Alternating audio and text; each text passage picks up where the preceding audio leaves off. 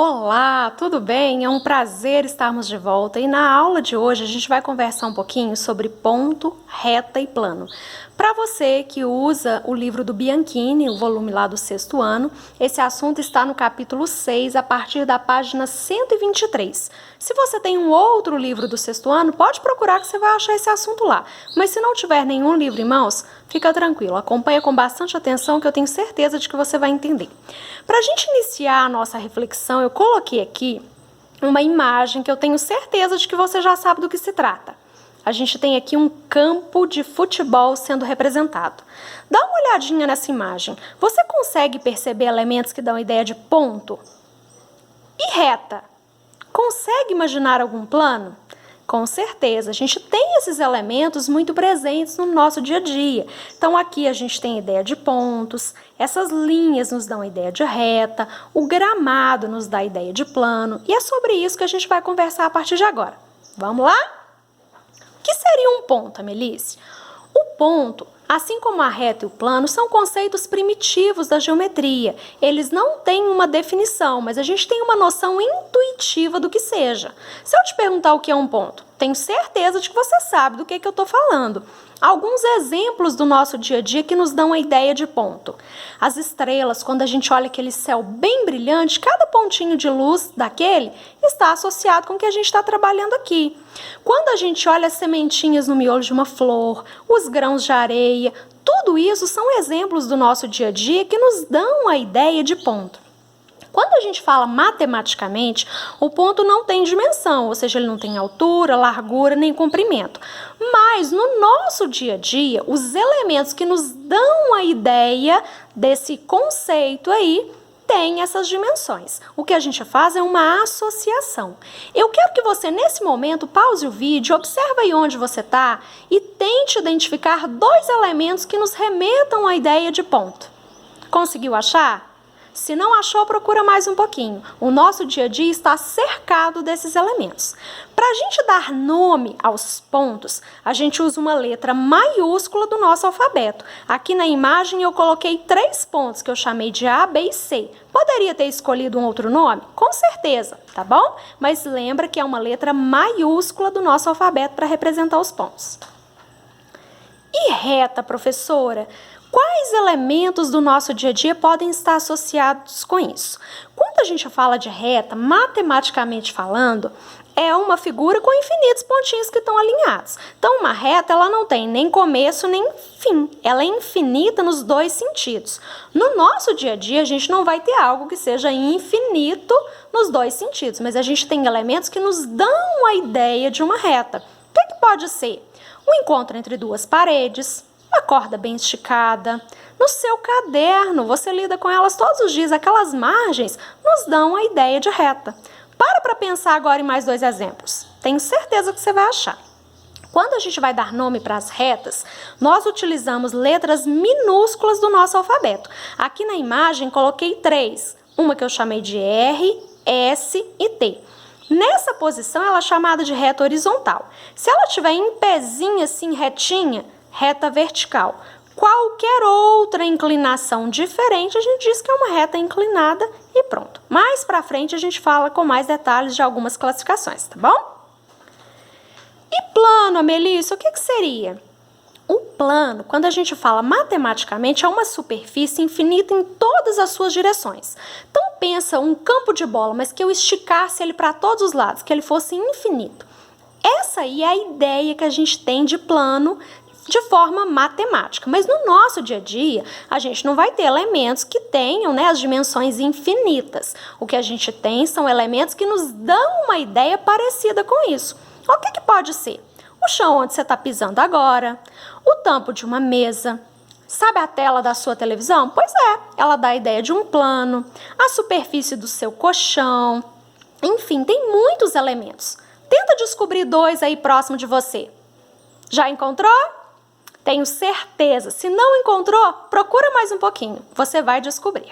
Quando a gente vai falar de plano, a gente usa letra, mas agora não é do nosso alfabeto. A gente usa letra do alfabeto grego. Coloquei aqui 3 que são famosas, o alfa, tem gente que fala que parece um peixinho, o beta, que parece um B bordado, e o gama, que parece um Y, tá? É só para você ter uma associação e lembrar que essas letras gregas é que dão nome aos planos. Vamos seguir? Vamos ver se estamos juntinhos, hein? Como que chama esse plano aqui? Alfa. Qual que é o nome dessa reta que está destacada? M. Quais são os 3 pontos em destaque? A, B e C. Vamos dar sequência aqui.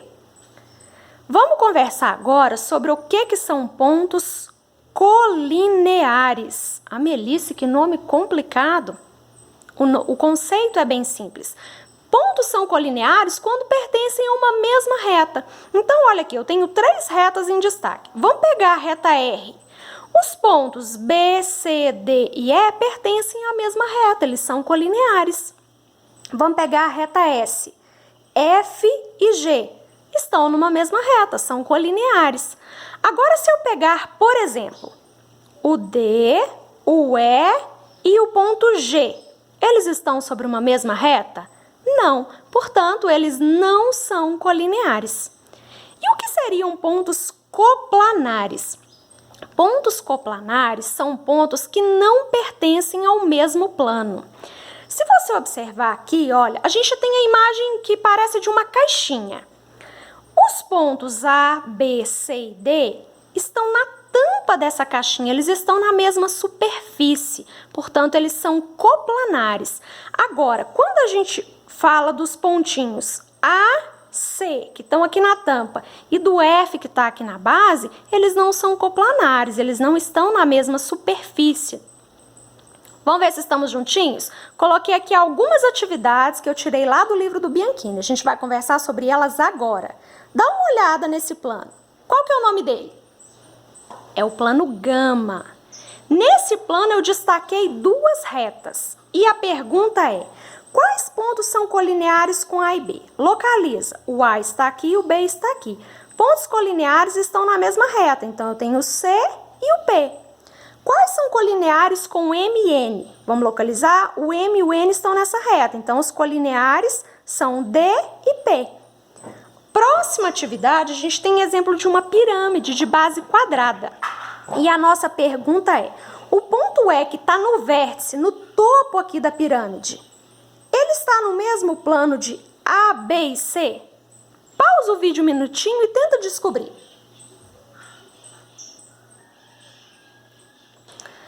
Olha aqui, eu coloquei uma imagem que vai te ajudar a pensar. Nós temos os vértices da base e o vértice do topo. Quando eu coloco isso aqui sobre a folha, os 4 pontinhos da minha base ficam apoiados na folha. Mas o vértice fica em cima da minha folha apoiadinho, encostando nela?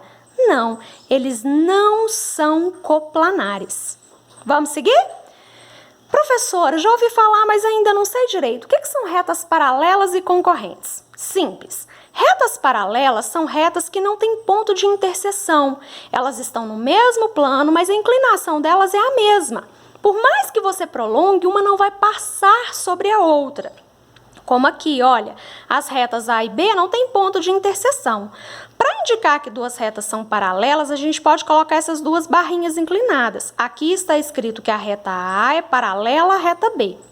E o que seriam retas concorrentes? São retas de um mesmo plano que se interceptam, que uma passa sobre a outra. Olha aqui o pontinho de interseção. Aqui a gente tem retas concorrentes. Vamos ver se a gente entendeu direitinho? Olha para essa imagem. Tem reta paralela aqui? Quais são? M e T, que tem a mesma inclinação. Tem par de reta concorrente aqui? Tem também. Olha só, a reta S e a reta T tem ponto de interseção, a reta S e a reta M também tem ponto de interseção. Portanto, é outro par de retas concorrentes. Agora me responde uma coisa. Suponhamos que você esteja andando por essa reta M e um amigo seu pela reta T. Vocês se encontrariam? Acha que sim ou acha que não?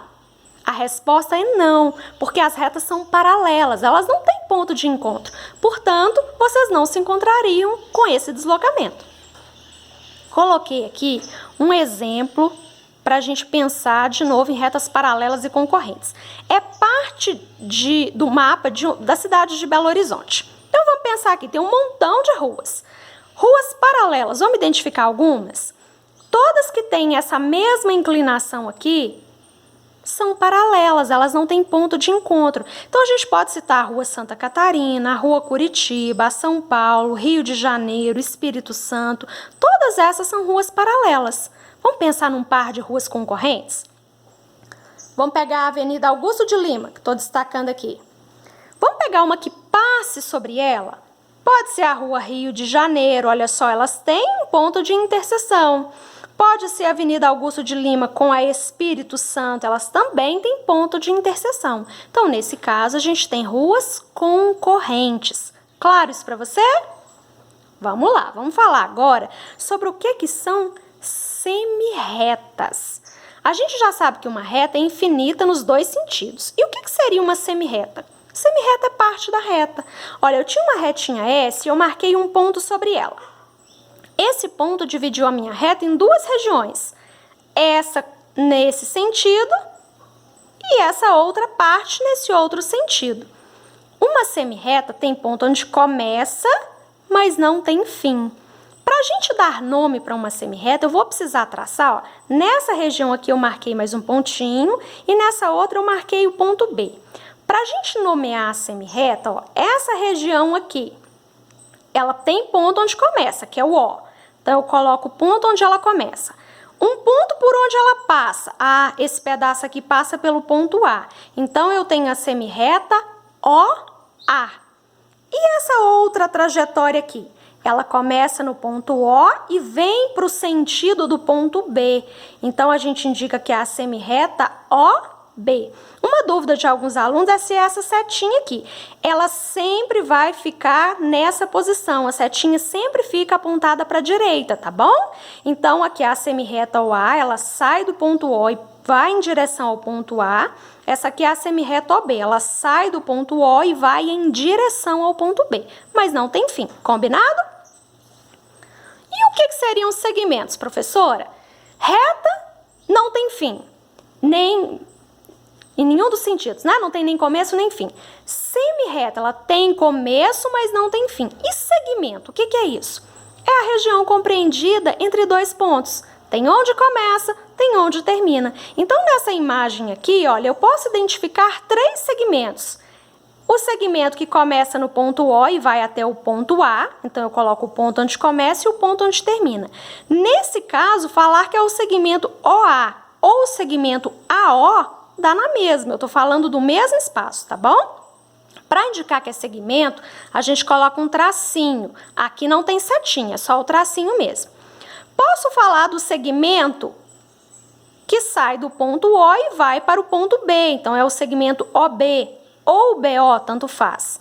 E eu tenho um segmento mais amplo, que é esse segmento que vai do B até o A. É o segmento AB ou BA. Eu estou falando da mesma região. Então, aqui, para segmento, essa ordem não faz diferença, combinado?